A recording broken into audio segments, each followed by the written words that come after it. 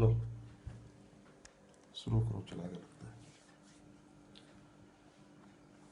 नमस्कार, आशा है आप लोग स्वस्थ एवं प्रसन्न होंगे। भारतीय भाषा अभियान एक श्रृंखला प्रारंभ की है और उस श्रृंखला में जो संविधान के प्रावधान हैं, जिन प्रावधानों का भारतीय भाषा अभियान से एक विशेष सरोकार है, उसकी चर्चा करना है।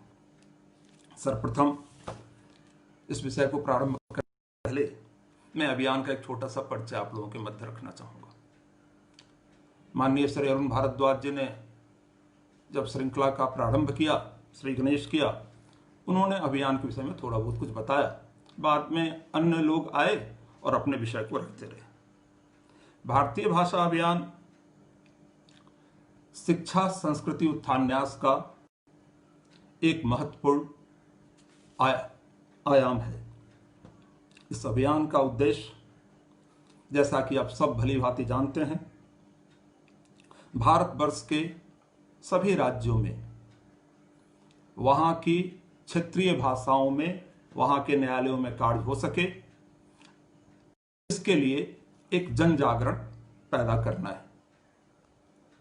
इसको और भी स्पष्टता से रखें तो ऐसा कहना उचित होगा, हम ये चाहते हैं कि जिस तरह कार्यपालिका और विधायिका अपने अपने राज्यों में अपनी क्षेत्रीय भाषाओं में कार्य करती है, ठीक उसी ढंग से राज्य के अंदर के उच्च न्यायालय और उनकी सभी निचली अदालतें वहां की क्षेत्रीय भाषाओं में, जो वहां की अधिकृत भाषाएं भी हैं, उसमें काम करें। उदाहरण के तौर पे अगर उड़ीसा की चर्चा हम करते हैं तो अभियान यह चाहता है कि उड़ीसा उच्च न्यायालय और उसके अधीनस्थ सभी निचली अदालतें उड़िया भाषा में काम करें, क्योंकि उड़िया वहां की अधिकृत क्षेत्रीय भाषा है। ठीक उसी ढंग से अगर पश्चिम बंगाल की हम बात करते हैं तो हमारा मानना यह है कि उच्च न्यायालय और उसकी निचली अदालतें वहां की अधिकृत क्षेत्रीय भाषा। दोस्तों, 5 वर्षों से यह अभियान चल रहा है। अभियान का विषय आम पक्षकारों के हित में है, आम जनता के लिए है। हम सब समझते हैं कि जो पूरी की पूरी न्याय व्यवस्था है, वह न्याय व्यवस्था वर्ग विशेष के लिए नहीं है। वह न्याय व्यवस्था निश्चित रूप से समाज के उन आम वादी प्रतिवादियों के लिए है जिनको अगर कोई भाषा आती है तो अपने क्षेत्र की क्षेत्रीय भाषा आती है। हम उस देश के नागरिक हैं भाइयों, जिस देश में सिर्फ 3% आबादी ऐसी हैं जिनको अंग्रेजी सही ढंग से लिखने, बोलने और पढ़ने आती है। 97% लोगों को अंग्रेजी लिखने, बोलने और पढ़ने नहीं आती है। तो ऐसे में आप उच्च न्यायालय में और सर्वोच्च न्यायालय में सिर्फ अंग्रेजी को रखे हुए हैं, ये कहां से न्याय उचित है? आम जनता की बात को, आम पक्षकारों को न्याय आप उनकी भाषा में देने की व्यवस्था क्यों नहीं कर पा रहे हैं? अभियान की यही पीड़ा है। हमने जिस जन जागरण को शुरू किया है, उस जन जागरण को बड़ा बृहद स्वीकारोक्ति मिल रही है। भारतीय भाषा अभियान ने आज तक 500 से अधिक कार्यक्रम कर समाज के बड़े बड़े विद्वान, भाषा प्रेमी, न्यायविद, शिक्षक बंधु, आम नागरिक हमारे साथ खड़ा हो चुका है। इसी पृष्ठभूमि में बात को आगे बढ़ाते हुए मैं अब आज के विषय पे आऊंगा। विषय है कि संविधान सभा में न्याय भाषा को लेकर के जब 17वें भाग की चर्चा हो रही थी भाषा संबंधी भाग पे, तो क्या चर्चा रही। थोड़ा सा संविधान सभा को समझ ले। मेरा मानना है कि बहुत सारे लोग जुड़ चुके हैं, सबको ध्यान में होगा संविधान सभा की आवश्यकता क्यों पड़ी थी। उनका मुख्य कार्य संविधान निर्माण का था। इस संविधान निर्माण की कड़ी में 1946 से जो काम शुरू हुआ वो 1949 में जाके खत्म हुआ। 3 वर्षों तक यह संविधान निर्माण का कार्य चलता रहा। इस निर्माण की स्थिति भी तभी बनी जब हम 350 साल की गुलामी से निकल करके आजादी को प्राप्त किए। 3 वर्षों तक संविधान निर्माण का कार्य चला। समझ सकते हैं, 12 सत्र हुए, बड़े बड़े सत्र रहे हैं। 300 से ज्यादा लोग उस संविधान सभा के सदस्य थे। ये जो भाषा है, भाषा विषय पे जो चर्चा हुई वो 12 सितंबर 1949 से लेकर के 14 सितंबर 1949 तक हुई। 3 दिनों तक ये बहस चली। हम सब जानते, जब हम स्वतंत्रता की लड़ाई लड़ रहे थे तो हमारी लड़ाई यह थी कि लड़ाई सिर्फ अंग्रेजों से नहीं, अंग्रेजी से भी। प्रश्न यहां यह उठता है, अगर ये लड़ाई अंग्रेज और अंग्रेजी दोनों के खिलाफ थी तो संविधान निर्माताओं ने जब संविधान का निर्माण किया तो ऐसा कैसे हो गया कि उच्च न्यायालय और सर्वोच्च न्यायालय को अंग्रेजी में काम करने की आजादी मिल गई। बड़ा गंभीर प्रश्न है ये। मुझे लगता है यह प्रश्न आप लोगों के दिमाग में भी आ रहा होगा। वही 350 साल की गुलामी से निकले थे, लड़ाई इस बात की थी अंग्रेज जाए और अंग्रेजी जाए। फिर ये अंग्रेजी रह कैसे गई? और यह तब जब बड़े बड़े स्वतंत्रता सेनानियों ने अंग्रेजी का भी उतना विरोध किया जितना अंग्रेजों का किया। मित्रों, करीब 125 साल तक ब्रिटिशर्स ने हमारे ऊपर राज किया था। उस राज के बाद अंग्रेजी हमारे व्यवस्था का एक महत्वपूर्ण भाषा बन चुका था। रातों रात उस भाषा को बदलना और देसी भाषा को स्थान देना संभव नहीं था। इसी पृष्ठभूमि में जो ड्राफ्टिंग कमेटी थी उसने जो भाषा को न्यायालय भाषा, खासकर उच्च न्यायालय के जो प्रारूप रखा, उस प्रारूप में इस अवधारणा के साथ कि भाई अंग्रेजी मूलतः इस में ही यहां सारा काम होता रहा है, ऐसे में हम अंग्रेजी को बदलने में थोड़ा सा वक्त लगेगा और हम 15 वर्षों तक अंग्रेजी को रख लेते हैं। यहां एक चीज ध्यान देने वाली बात है, यह जो प्रारूप था, इस प्रारूप में क्षेत्रीय भाषा का प्रथम प्रारूप की चर्चा कर रहा हूं। क्षेत्रीय भाषा का कोई स्थान नहीं था। संविधान सभा में बहस शुरू हुई। बहस को रखते हुए अयंगर साहब ने कहा, श्री एन गोपाल स्वामी अयंगर जी ने कहा कि हमारी मान्यता यह है कि न्यायालय मूलतः अंग्रेजी, इसलिए अंग्रेजी को ही आने वाले 15 वर्षों तक उच्च न्यायालय और सर्वोच्च न्यायालय में बनाए रखा जाना चाहिए। प्रारूप भी ऐसा ही था। बड़ा विरोध हुआ। यहां एक समझने वाली बात है,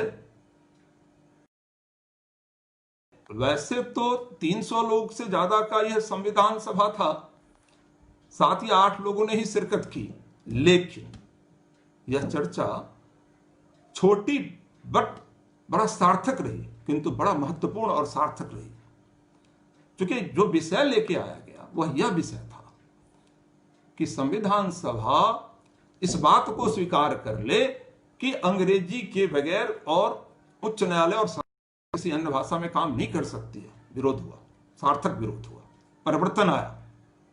मैं परिवर्तन की चर्चा करूं उससे पहले थोड़ा सा उस विरोध की चर्चा कर देता हूं, जहां देशभक्तों ने अपनी बात को बड़ी मजबूती से रखी। इसमें मैं पहला नाम लेना चाहूंगा माननीय श्री सेठ गोविंद दास जी का। गोविंद दास जी का यह कहना था, ऐसे उच्च न्यायालय जहां पे पहले से अंग्रेजी में काम होता आ रहा है, वहां अंग्रेजी को, मैं इसको स्पष्ट करूं, ऐसे उच्च न्यायालय जहां हिंदी में काम होता आ रहा है, वहां अंग्रेजी को लाना वाजिब नहीं होगा, उचित नहीं होगा। ठीक उसी ढंग पंडित रविशंकर शुक्ल जी ने क्या कहा, इसको समझने की आवश्यकता है। उनका कहना यह था कि भाई जहां पे आप हिंदी में पहले से काम कर रहे हैं, वहां अंग्रेजी को तो लाने की आवश्यकता है ही नहीं, और उच्च न्यायालय की क्या भाषा होनी चाहिए ये आप प्रांतों पे छोड़िए। आप संसद में क्यों तय करना चाहते हैं? ये प्रांतों का अधिकार क्षेत्र का भाषा होना चाहिए, क्योंकि हर प्रांत अपनी अपनी क्षेत्रीय भाषा लेकर के आ जाएंगे, हिंदी भी आ सकती है। तो किसी सदस्य ने बीच में ही रख दिया कि भाई आप उच्च न्यायालय के न्यायाधीशों से अगर ये अपेक्षा करते हैं कि वो हिंदी में काम करें तो उनके लिए तो बड़ा मुश्किल है। यह जान करके अच्छा लगेगा कि वो इतने बड़े देशभक्त थे, उन्होंने बड़ा स्पष्ट शब्दों में कहा कि जिन न्यायाधीशों को अंग्रेजी में काम करने में असुविधा आती है उन्हें नौकरी छोड़ देनी चाहिए। तो मत बड़ा स्पष्ट था कि न्यायालय आम लोगों के लिए है, इसलिए उसकी भाषा भी आम लोगों वाली ही होनी चाहिए। मैं इस क्रम में श्री राम सहाय जी का भी नाम लेना चाहूंगा। उनका कहना यह था कि भाई अब जो प्रावधान ला रहे हैं जिसमें अंग्रेजी को अनिवार्य करना चाह रहे हैं, उस प्रावधान से आपको उन सभी प्रांतों को छूट देनी चाहिए जो प्रांत पहले से ही हिंदी में काम कर रहे हैं और जहां हिंदी न्यायालय के कामकाज की एक परिष्कृत भाषा है। आगे पुरुषोत्तम, उनका कहना यह था कि आप भाई प्रांतों को दो वर्गों में बांट दें। एक वर्ग वह वर्ग होना चाहिए जहां पे पहले से हिंदी में काम हो रहा है, और एक दूसरा वर्ग होना चाहिए जहां आप हिंदी में कामकाज की व्यवस्था लाने की प्रक्रिया से आपको गुजरना है।